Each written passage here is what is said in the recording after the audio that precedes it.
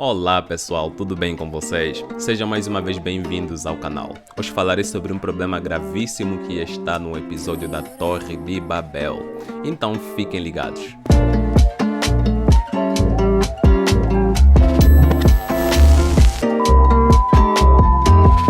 Na Bíblia, lá em Gênesis, encontramos a história da Torre de Babel, um evento que aconteceu após o dilúvio. Deus quis que a humanidade toda se espalhasse pelo mundo. Deus quis que a humanidade toda povoasse o mundo inteiro após o dilúvio. Mas acontece que havia um grupo de homens que se concentrou num único ponto. Lá construíram uma cidade, e nesta cidade estavam com o objetivo de construir uma torre que alcançasse o céu para serem reconhecidos na região toda. Deus não gostou dessa ideia, porque o que ele queria era que o povo todo se espalhasse pela terra e não se concentrasse num único lugar. Como é que Deus ficou sabendo desse projeto?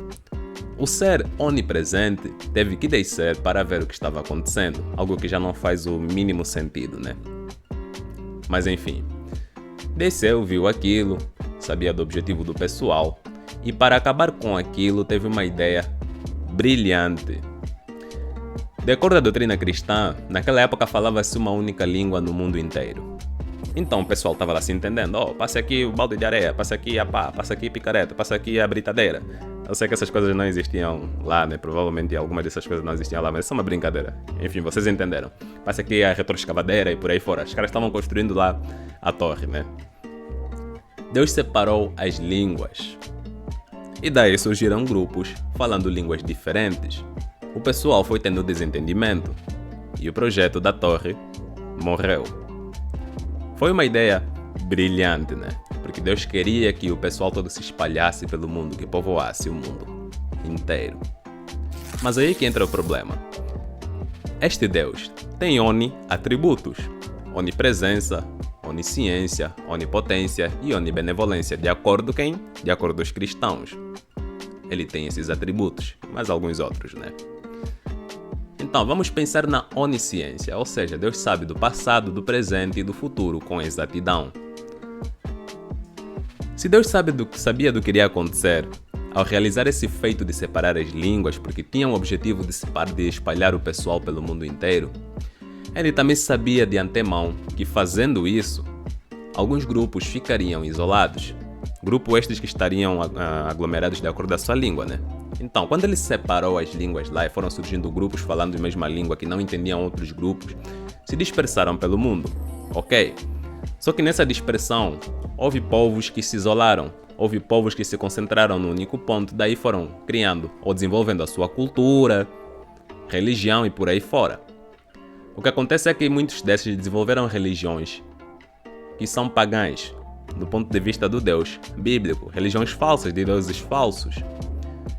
Ao fazer isso, este Deus onisciente previu que isso seria um problema e não se revelou para todo mundo que ele dispersou no mundo inteiro, por intermédio da separação das línguas. Não se revelou para todos, se revelou para um único povo, se revelou para eles como o Deus verdadeiro. E cristãos acreditam nisso, cristãos também acreditam que esse Deus verdadeiro, que se revelou no povo hebreu, é o mesmo Deus que eles acreditam que também se revela para eles, sei lá como. Alguns dizem através da Bíblia, né? Mas também não faz o menor sentido. Esse Deus se revelou para um único povo, não se revelou para todos os povos que ele dispersou pelo mundo inteiro. Agora pensem no seguinte.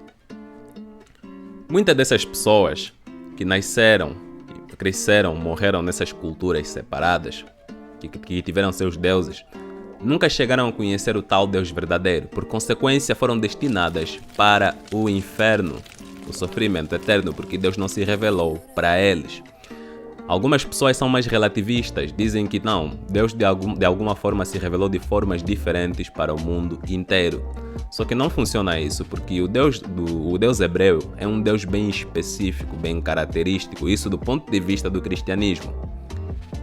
É um Deus que tem sua personalidade, tem seus desejos, vontades e tem suas premissas, seus parâmetros para que você possa alcançar de alguma forma a salvação por intermédio dele.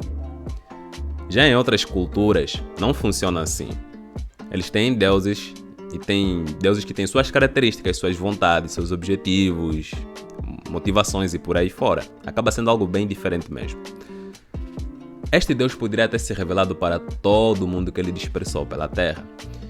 E em contrapartida aconteceria um fenômeno bem interessante. Pensem só no seguinte: o povo se espalhou pelo mundo, o tempo foi passando. Se esse Deus se revelasse para todo o pessoal, e ele dispersou pelo mundo inteiro, com as mesmas características, os mesmos desejos, mesmas ordens para esse povo, para cumprirem por aí fora, no momento que o mundo fosse se tornando cada vez mais globalizado como é atualmente, né? No momento que o pessoal todo fosse se encontrar, iriam contar histórias desse Deus aqui. E é muito, mas muito provável que as histórias iriam bater se esse Deus contasse exatamente a mesma história para eles todos, se esse Deus se revelasse para eles todos. Mas o que acontece é que não, a realidade nos mostra totalmente o contrário. Existem milhares e milhares de religiões que divergem em vários pontos a respeito dos deuses ou Deus que acreditam. Então, o fato de Deus ter separado as línguas é um problema gravíssimo. Ainda mais quando se dá como um ser onisciente que sabe do futuro, ou seja, Deus sabia do que iria acontecer, do problema que iria ser gerado.